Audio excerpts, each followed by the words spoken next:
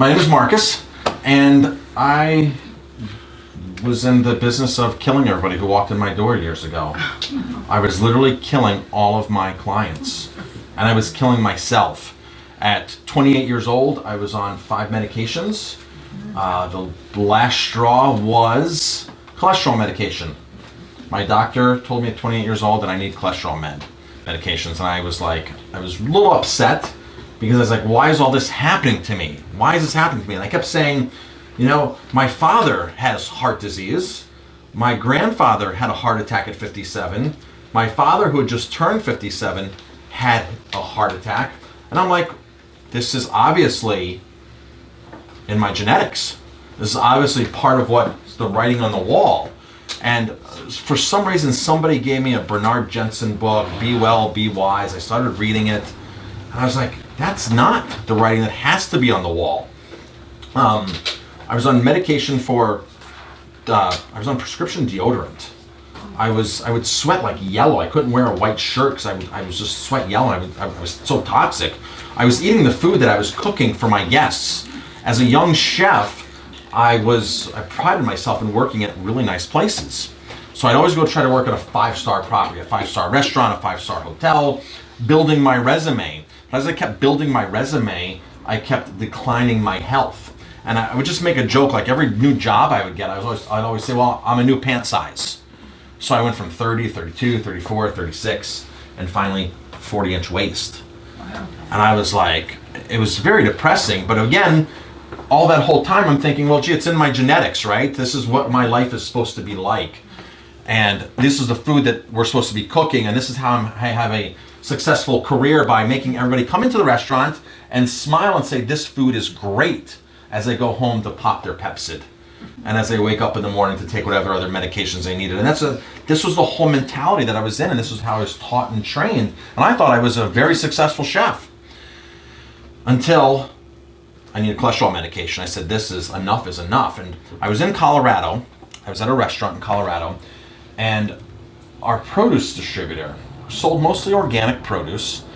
His name was Chris, and he was 50 years old. And I found out that he would run for fun every year up Pikes Peak. And I said, this is impossible. How can a human run up Pikes Peak? It's 14,000 feet. We're down at 6,000 feet, at 5,500 feet. I said, this is insane. And I said, Chris, first how and why? And he goes, well, I eat right.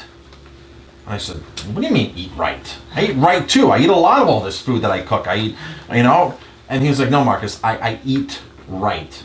I eat what I'm supposed to be eating. I eat tons of plant food, tons of fruits and vegetables. He goes, I own a produce company for a reason.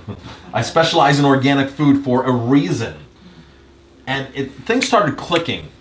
Be Well, Be Wise book was in my hand. Chris was like, oh wow, this is like now changing my thought process. And I'm thinking, well, if he can run up Pikes Peak, could I ever run up Pikes Peak? Could I do something like that? I was never a athlete as a kid. George, who my friend here, my lifelong friend, went to school with me, and George knows I was never an athlete in school. I never did anything. I was more concerned about going and working and making money. So I went to my doctor, and he goes, Marcus, you need cholesterol medication. I said, I'm not taking it. I said, I refuse to. And he goes, you need to. And he really was so firm with me, and I said, no, I'm not. And I didn't know much then. I did not know a fraction of what I know now, but I knew to be strong with my doctor. And I said, no, I'm not doing it. He goes, I'll tell you what, I'll give you 30 days. Because he asked me, what are you going to do? And I said, I'm reading this book. And he wasn't really interested, right? He was like, yeah, whatever. And he goes, I'll give you 30 days. Okay, if you don't improve in 30 days, he goes, you have to go on cholesterol medication. So 30 days later, I went back. I also picked up in the meantime a copy of Gary Knoll's book, Get Healthy Now. He was on PBS. I saw it on PBS, and everything made so much sense. There's no silver bullet, right? There's no one thing. You can't keep eating your McDonald's and taking Shaga. It doesn't work. So it was. But he talked about everything, right? He talked about eating right, about thinking right, about moving and exercising, and detoxifying. And I said, for once, here's a person that makes sense. And And he's not really selling a product, which is why he was making sense, right? Because you all see all those infomercials. Take this product, a 30-day supply of this, 30-day supply of this.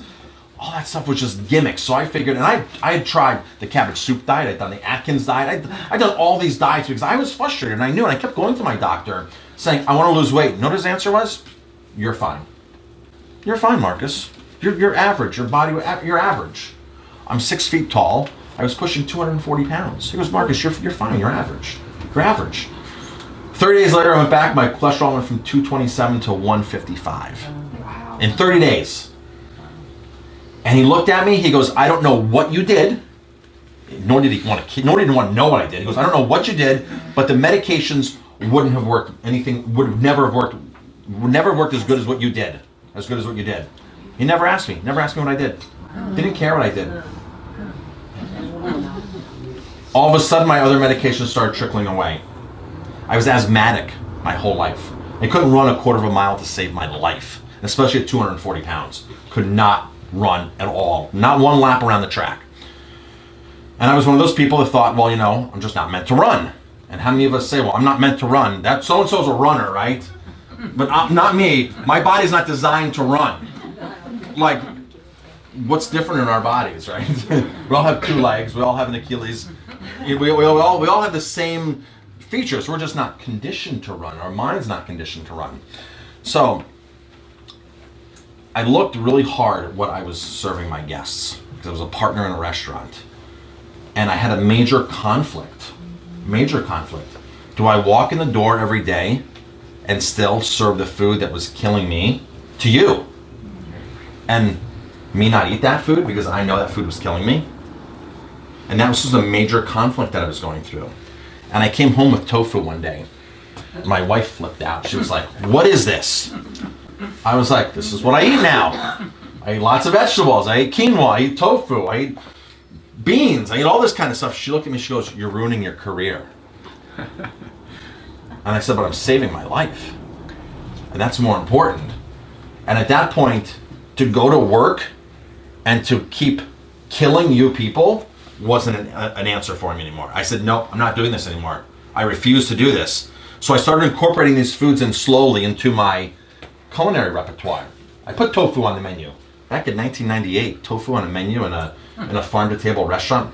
We were buying from 57 small farms at the time in Colorado. And I was putting on vegetarian dishes. I was serving grass-fed meat, serving wild salmon. I was really taking a strong stance on food that was being very manipulated. And it was my goal to buy better food. And of course, Colorado is filled with farms. So I immediately started taking farm tours. And went to the San Luis Valley. Colorado is the number 2 to 3 state, depending upon what year it is, on potato production. They produce a lot of potatoes. So I went to the San Luis Valley, took a farm tour, and met a farmer who wouldn't eat his own potatoes. And I said, why?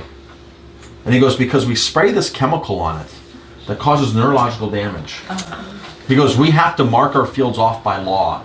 He goes, if we lose irrigation in the field, I won't go in the field. I'd rather lose my crop than step foot in my field.